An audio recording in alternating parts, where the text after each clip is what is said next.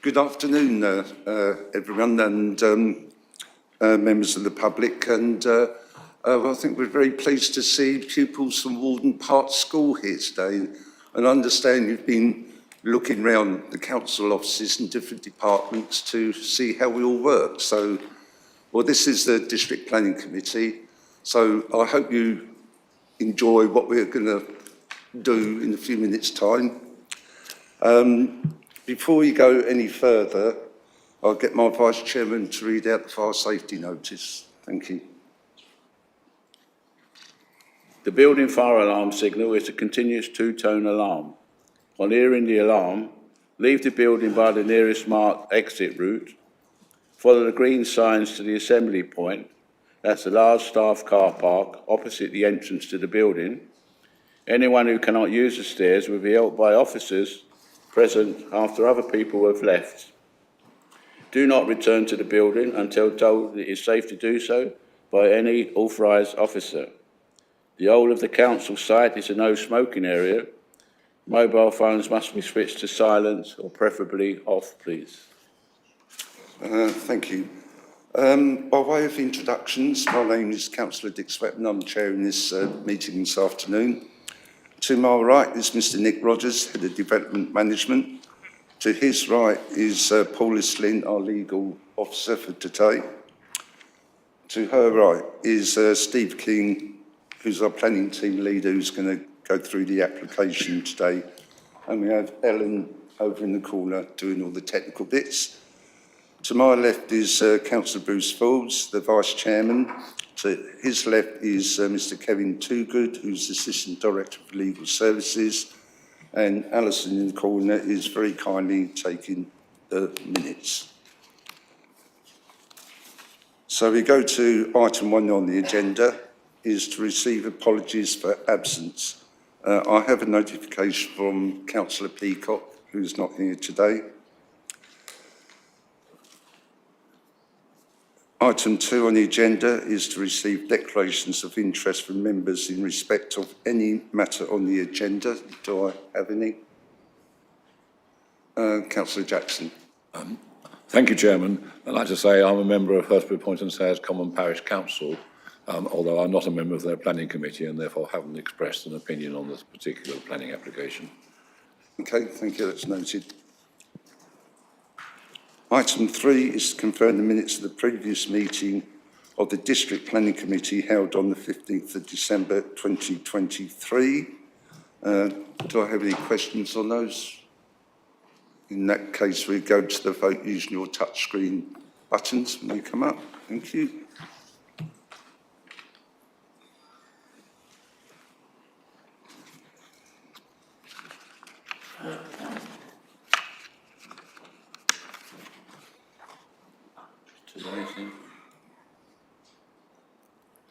Chairman, if I might point of order, you've asked for us, you haven't actually made it clear what we're actually voting upon. The minutes. Item 3, to confirm the minutes. So we're voting on the minutes.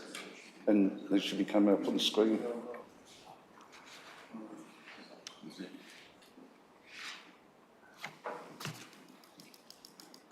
That's 10 in. Sorry, no, I got it wrong. Can I check on to abstain?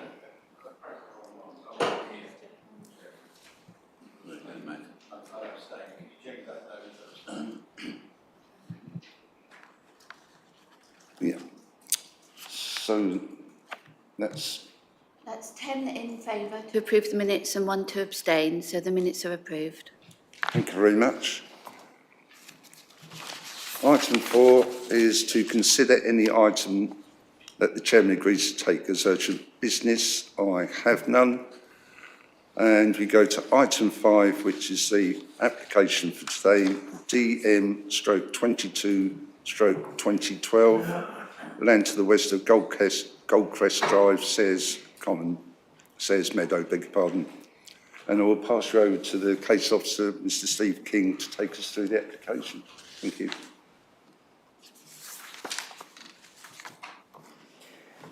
Yeah, thank you, Chairman. Before I go through the application, I'll just quickly run through the update sheet that's been circulated to members. You see, had further comments from the Parish Council that are set out on the sheet.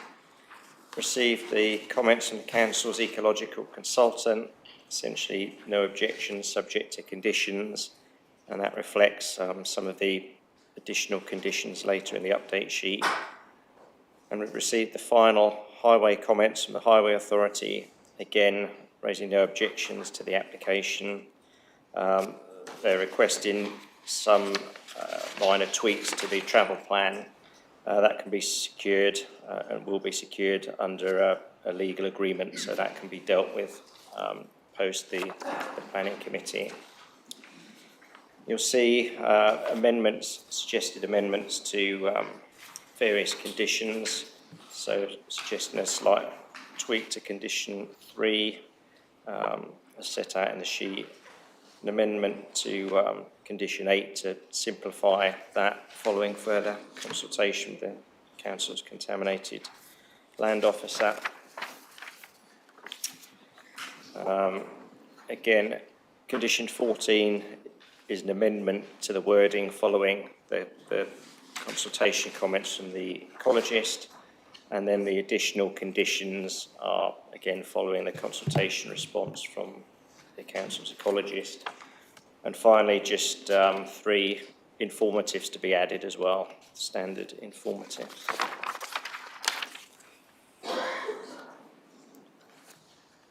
So to run through the application, the site of the application is outlined in red on the plan before you. It's land to the west of Goldcrest Drive, Sayers Common, and the application seeks full planning permission for the erection of a 66-bed care home. The site is the remaining phase of a wider residential development that has consent, and as we saw on the site visit, is being built out.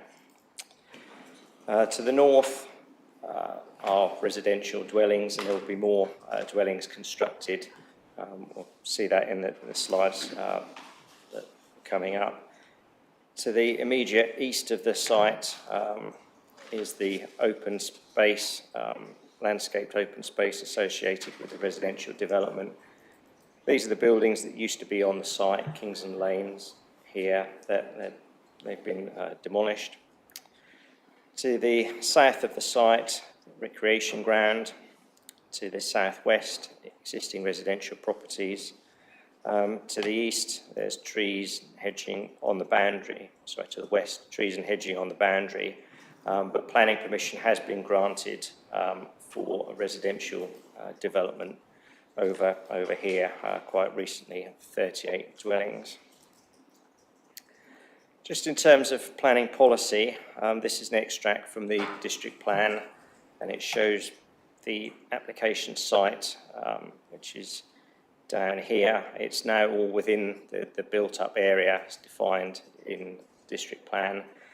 As I mentioned before, the site to the west is allocated in the site allocations, DPD, for residential development, and a planning permission has been granted for residential development to the west now.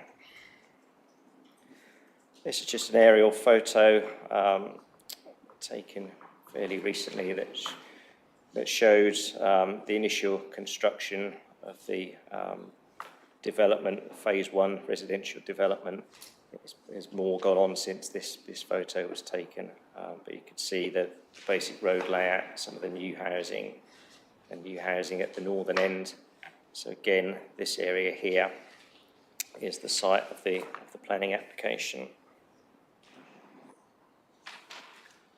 And just for context, this is the approved housing layout. So much of this has been built out now. We saw on the site visit, these units are all built. Coming up here, these are built.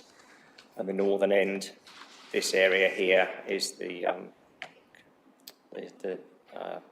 construction site still, all of this area here, but this is the approved layout for the residential.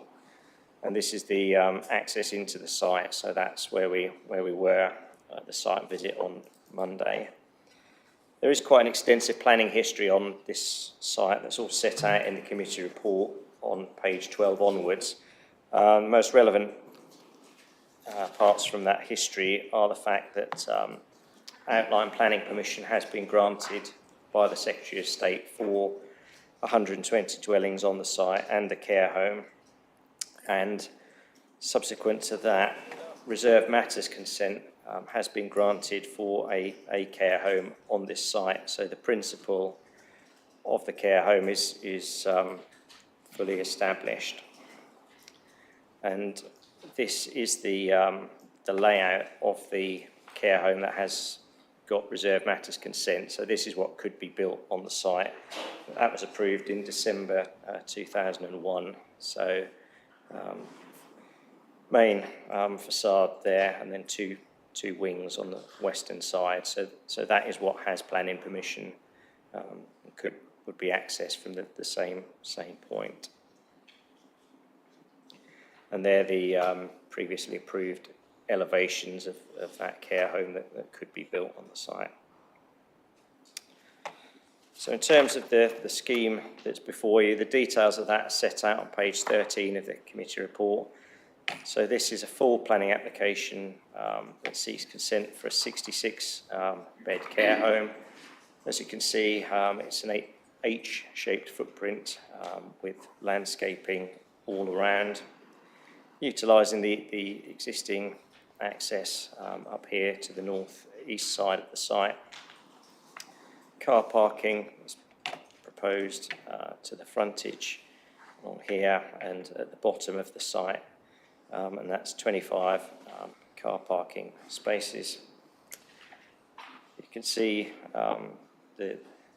you'll see on the roof plan, but there are solar panels proposed on all of the roof of the proposed building.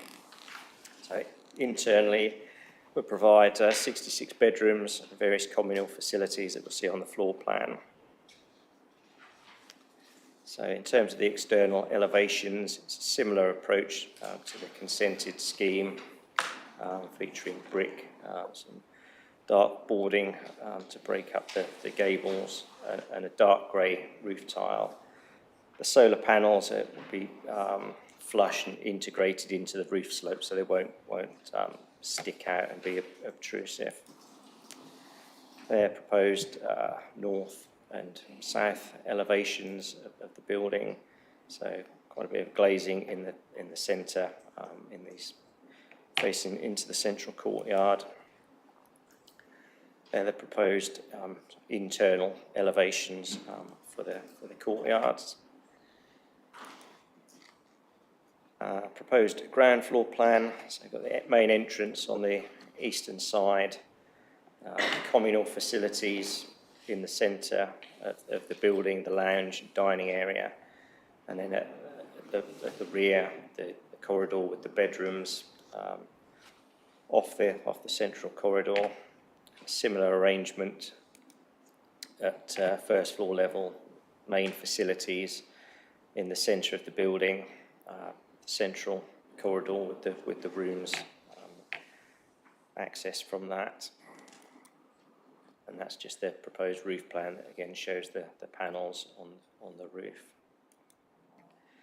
And a 3D visual to give more of a flavour of what the application development would look like. So that's standing on the eastern side, looking across the open space towards the frontage of the building. And these are just the various ancillary buildings associated with the development: the cycle stall, bin store, meter room, and the battery housing to store some of the energy from the panels. In terms of the drainage of the site, essentially the surface water will be attenuated on the site. This is it's the other way around. So this is the north elevation, this is the western side. But there will be underground storage associated with the building, permeable paving for the car parking area to the front, to the eastern side of the building. And that water would then go off the site to the existing ditch that runs east-west across here and then flows off northwards. That's the same principle as on the consented scheme in terms of the drainage, and I'll come on to that later in the presentation. Just some photos of the site. So this is looking towards the site where the access road currently terminates. So the site is to the rear there. That's looking directly into the site. These are just looking across. So this is the existing open space, and then the site beyond here. And the same, that's the existing open space, the application site beyond. And just a closer up view of the site, currently grassed over as we saw on the site visit. And just some photos of the existing housing that's being built out on the site. And the idea is that the care home will match in with what's has consent. So in terms of the issues, in terms of the principle, that's dealt with on page 18 of the committee report. As I've mentioned, the principles clearly established. And it's important to note, as we've said in the committee report, that the need for this type of accommodation is described by the government in the PPG as critical. So there is a clear need for this type of specialised older persons accommodation. In terms of design and layout, that's dealt with on page 20 of the committee report. The urban designer is now satisfied with the scheme. It's been the subject of amendments during the course of the application.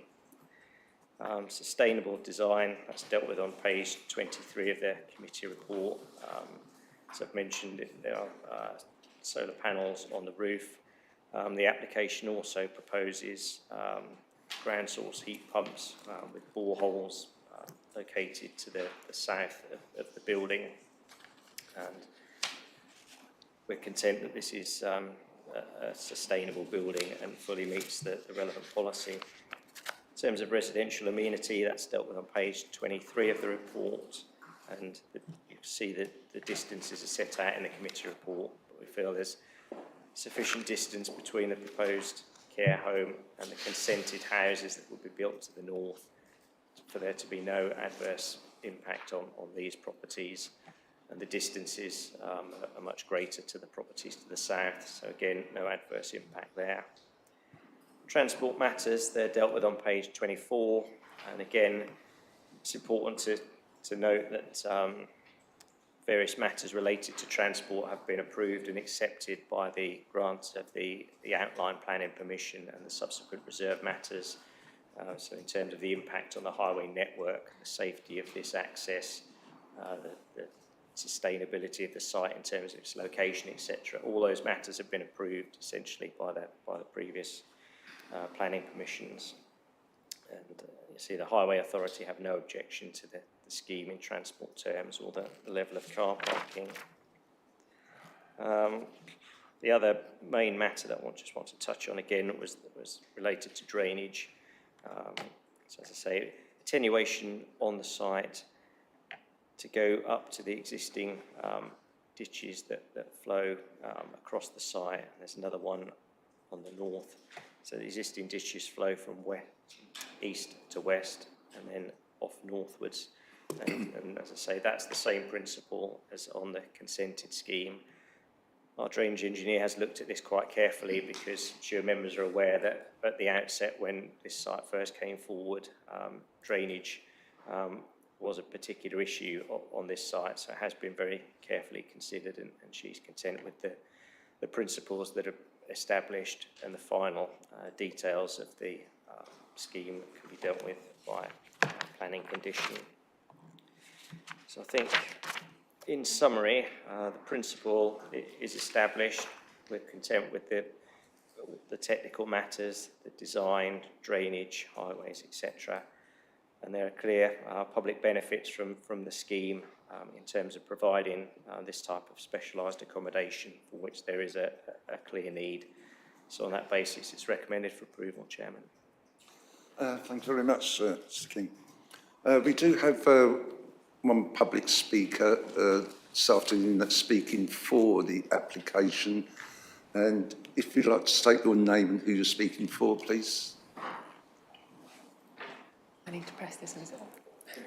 Thank you.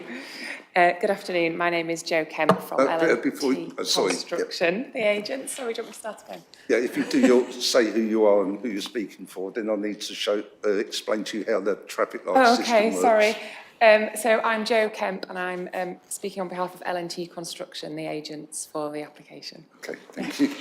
Right, you do have 3 minutes to speak.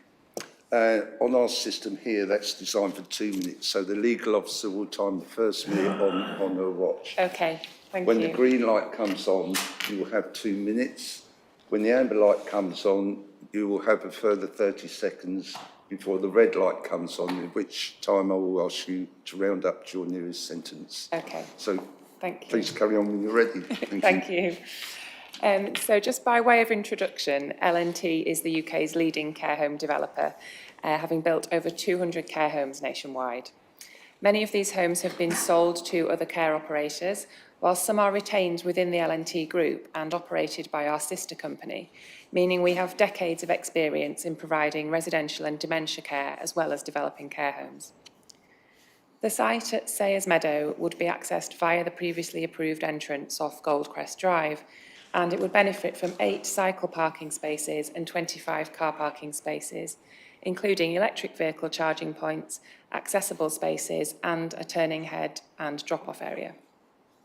Residents will not have cars, and although there will be 24 members of staff on site at the busiest part of the day, which is over lunchtime, the shifts are staggered where possible to avoid any busy changeovers. Staff generally come from within a 5-mile radius of the site, and residents will either come from or have family within that same catchment. Visitors and staff are therefore more likely to walk, cycle, or use public transport when visiting the home, reducing the demand for parking. Visiting hours are unrestricted, so most visitors tend to arrive in the evenings, which is when there are less staff on shift, so more parking spaces available. The development would present a multi-million-pound investment in Sayers Common and create significant employment, with 50 to 60 jobs, including training schemes, being created for local candidates. As well as using local contractors, businesses and suppliers, the home will form relationships with schools and community groups during the construction phase and beyond. In order to help combat climate change and reduce running costs of the home would be net zero, with the home's energy generated from on-site renewable sources, including ground source heating and photovoltaic panels, with a battery store which allows any surplus energy to be stored for future use or fed back into the grid. The external appearance of the home would reflect its surroundings, and it would benefit from a comprehensive landscaping scheme and utilise sustainable drainage features, with surface water, as we've just heard, being attenuated on the site before discharging at a restricted rate into the existing drainage ditch to the west. The design of the home has evolved through our extensive operating experience, putting our residents at the heart of what we do. And the home provides many amenities, such as a cinema, tea room and hair salon. Bedrooms will be grouped into smaller communities, each with their own lounge and amenity space, in order to generate a sense of community and provide the older people of Sayers Common and the surrounding area with not only a home, but also a greater quality of life. Thank you. Good timing, thank you very much.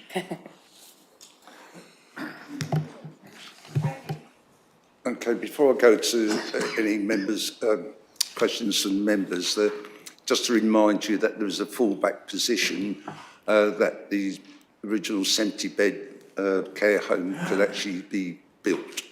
I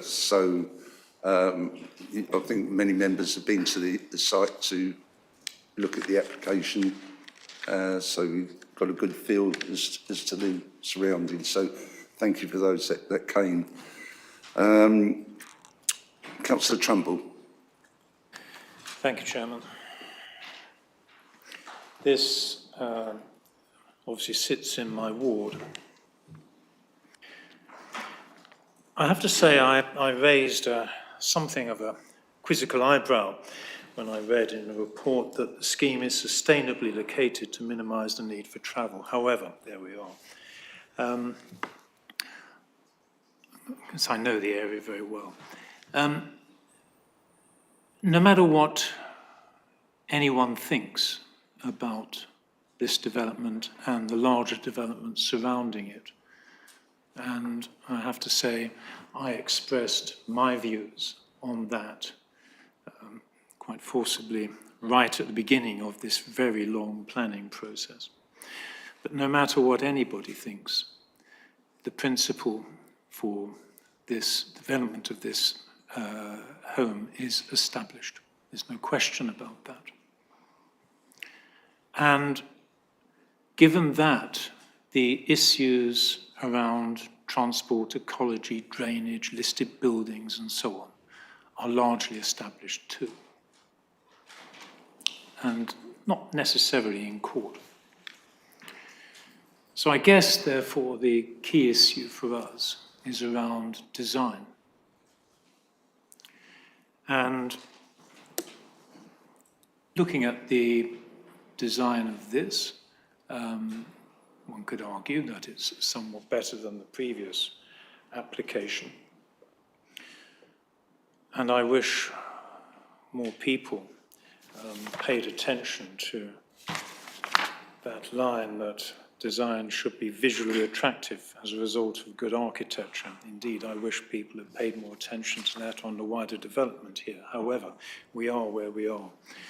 But given all of those things, Chairman, I would suggest we have nowhere to go but to approve this application, and I would move as recommended. Thank you. Thank you very much. Councillor Coote. Thank you, Chairman. I note on page 11 there's a note that they're concerned that the refuse truck wouldn't have a place to turn round, but I see that there is a hammerhead at the end of the building. I don't know how big that is. And also, is the driveway going to be wide enough for two vehicles to pass? Because obviously there will be quite a lot of traffic. And my final question is there a lift for evacuation in the case of fire? We'll have to pass that over to Or if not, how do they get out? Mr. Ling.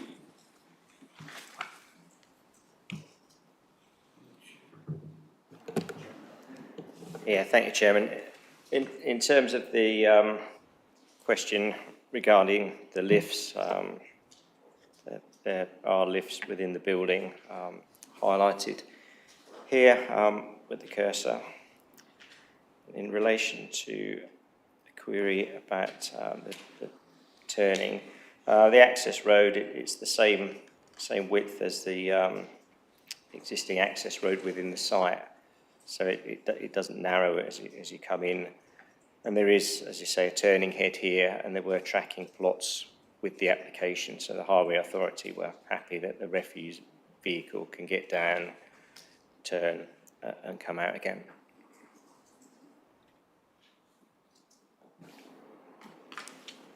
Thank you. I think I answered your questions, Councillor. Yes, thank you. Thank you.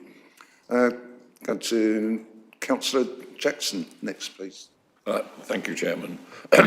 Like Councillor Trumble, I mean, I've been aware of the plans for this site over many years, and I agree with him that the design of this particular care home has many better facilities and a better appearance than the previous plan. And looking around, it's probably quite a good environment for a care home residence in this particular site.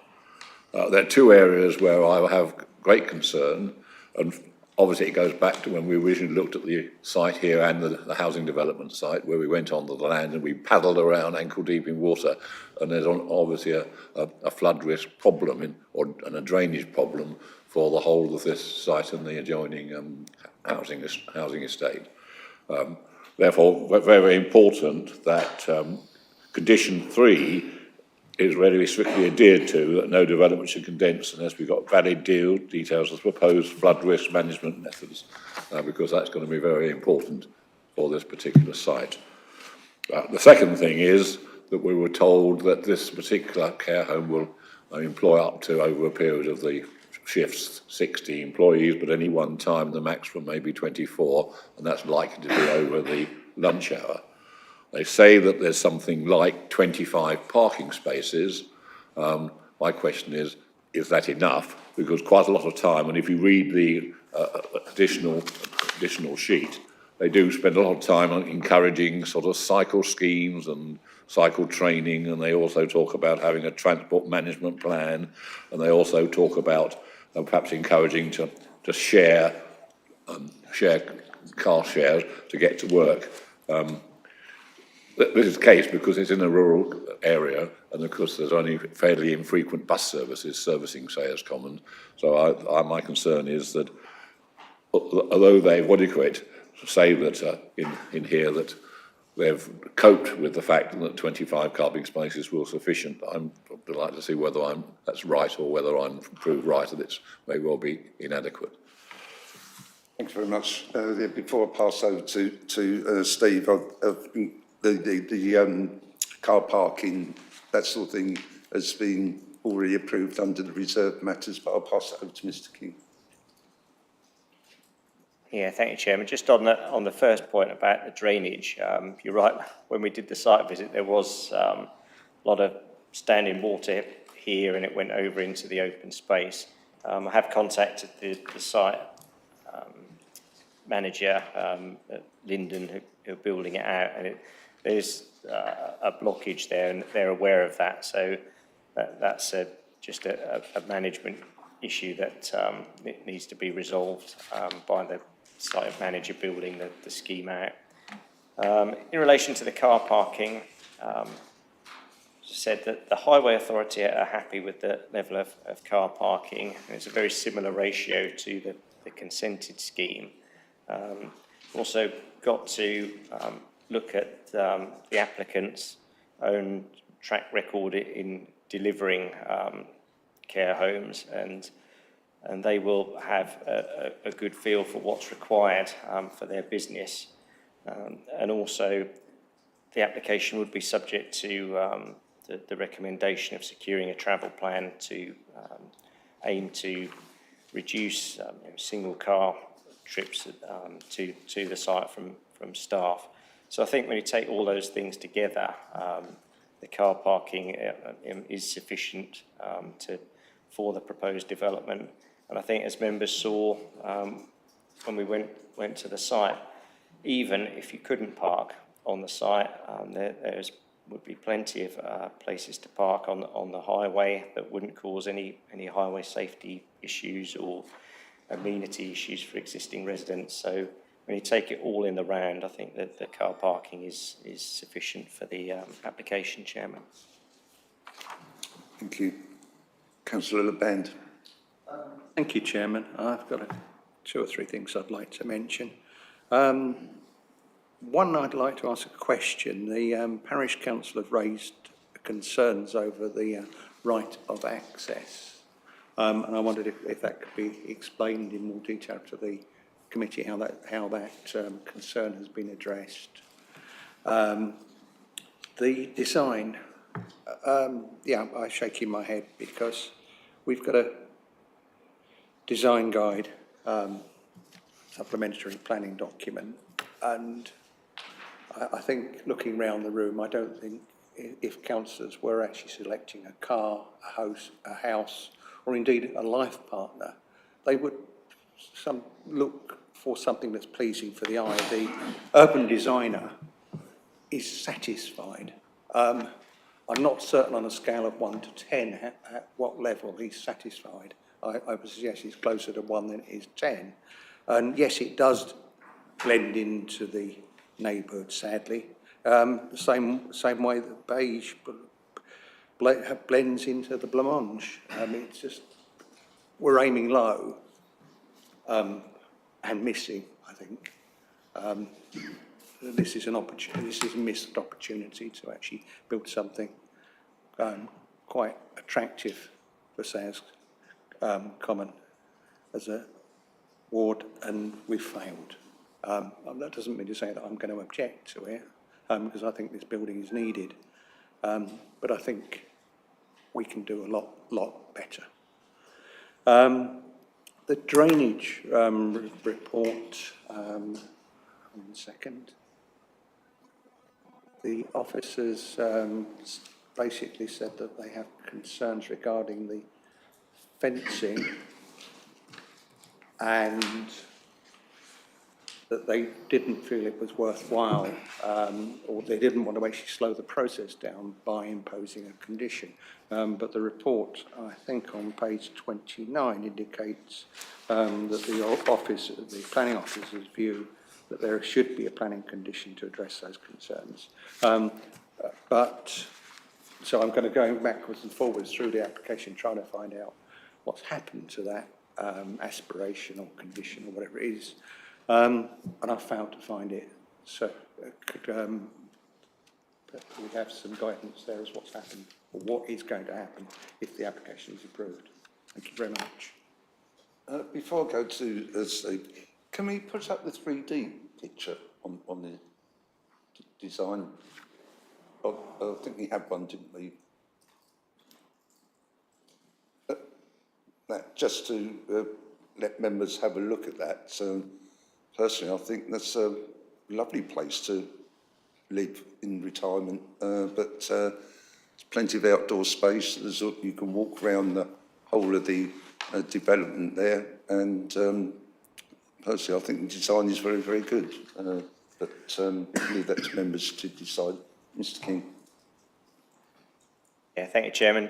I'll go through the points, not necessarily in the order that they were raised. So we've got this picture on. In relation to design, officers are satisfied that the application does meet the planning policies in relation to design. The council's urban designer hasn't objected to the scheme. I think all members that know Will know that if he's not happy with something, then he will say so, and he is content with this application. And as I say, it has been the subject of amendments during the course of the application, so we're quite happy with the design of the proposal, that it looks fine and also is fit for purpose and works as a business for the applicants and what they are delivering on site.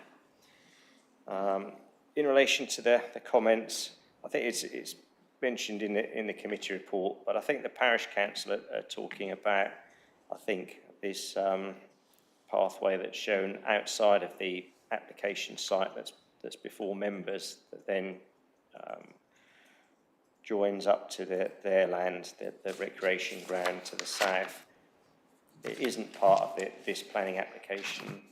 The site boundary for this application follows the line of the cursor as it goes round. So I think that's what the parish council are referring to. But as I say, it's not any part of this planning application before this committee. And I think the final point regarding the drainage and the comments from the drainage engineer, I think what she was concerned about was the potential for close-boarded fencing around some of these boundaries, particularly I think the western boundary, that might impede any surface water flows and impact on the drainage. So that's why her comment was that she didn't want to see that. And as is set out in the report, that can be dealt with by a planning condition. It's in the public domain, the applicants are aware of it. So when it comes to discharging the condition in relation to the boundary treatments and the drainage conditions, it will be clear to everyone that we don't want to see solid fencing along that boundary in particular that would block the potential flow of water. So it can be dealt with by condition, and we're quite happy with that. Thank you. Councillor Bates. Mr. Chairman. I'm speaking support of the application, but just a couple of quick points are that talk about the care home operator having a lot of experience, and I just wondered if, I'm sure they have a bus for ferrying the occupants around to various visits, but is this used for a staff transport as well? And that would be useful to know about that. I think over the two applications, I think a lot of all the issues have really been resolved. In terms of the design, I think it's important that they have a good landscape, and that 3D illustration seemed to show that. And also the point that we had in a more recent application was the accessibility around the building for people for walking and with disability, and that certainly seems to be available on this site. So I think they have ticked all the boxes. Thank you. I'll just confirm with Mr. King, I don't think there's a requirement for, or perhaps you can answer the question about staff use of the bus. Yeah, I mean, that's not the sort of level of detail that would go into the planning application that's before you. In terms of trying to, say, reduce single occupancy car trips, that sort of thing, that would be within the travel plan, and that can be dealt with in that document to try and get and there. And that's in the update sheet. Yeah. Okay, thank you. Councillor Marsh. Thank you, Chairman. I'm not going to prolong the debate too long. I'm afraid I can't agree with my colleague next to me. I'm afraid I've seen a lot worse care homes and large buildings. I think this actually looks pretty good as it happens. And when you showed asked for the 3D stuff to go up onto the display there, I thought, yeah, pretty damn good. Much has been said about staff parking and stuff like that. I was listening to the debate, and I'm not sure people have actually done much of the, should we say, background checks. I just did it, and it's not very hard to find. I've just done east, west, north, south through Sayers Common, and everybody says there's a reduced bus service going through Sayers Common, and in my previous life, I used to dodge a lot of buses going through Sayers Common. So just to give you a heads up, from starting in Crawley, I won't go through all the timings, but they start to go north to south at 8:07. That's when they arrive in Sayers Common, and that's right through to 7:20 in the evening. And going the other direction, they leave from Brighton at 5:19, and it's every sort of 45 minutes or so going north-south. So satisfied with that, I then looked at east and west. Well, they start at 7:16 in Horsham, and that's when they arrive in Sayers Common, and they arrive in to go to Burgess Hill, and they stop at 18:49, and vice versa going the other way. So I think if in all the places around here, that's not a bad bus service. And so I do think there's more than adequate bus parking here. And if you did propose it, I will second the application. Councillor Trumble. Thank you, Chairman. Okay, thanks very much for the information, that update. I have no further speakers, so I do have a recommendation approval from Councillor Trumble. Councillor Marsh, you want to second that? So before we go to the voting buttons on our keypads, the recommendation, it is recommended that planning permission be granted subject to the conditions listed at Appendix A and the completion of a unilateral undertaking to secure an appropriate travel plan, plus the amendments that you've seen in the update sheet. So if we can go to our voting pads now, thank you.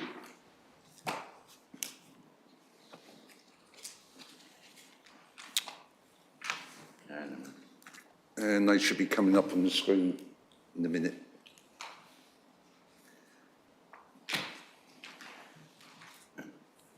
That's in 11 votes in favour, no votes against, and the recommendation to approve is carried. Thank you very much for that application. Before you, as I say, before you go off, I've been asked questions, people looking it on at home. That, for instance, said it was 92%. They're asking, they get Right, confused with the percentages. Yeah, I think we had this before, it's yeah. Of course, Councillor Peacock's not here. But anyway, Just that I thought before I go, so this application is recommended for approval. So I will go to item 6 on the agenda. Questions pursuant to Council Procedure Rule 10.2, due notice of which has been given. I have none. And thank you very much for attending this afternoon's meeting. Thank you for speaking. And I'll close this meeting, beg pardon, at 2:45.